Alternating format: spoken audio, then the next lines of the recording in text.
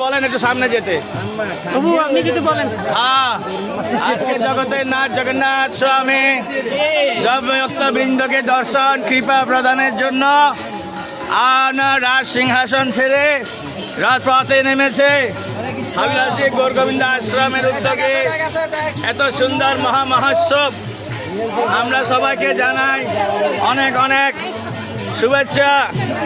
তো আপনাদেরকে ডানে যাও আপনাদের কাছে অনুরোধ, আজকে যেখানে আছেন জগন্নাথ বলদেব সুভদ্রা মায়ার এই অপূর্ব দর্শন লাভ করুন, কৃপা লাভ করুন, মানব জীবন সার্থক করুন।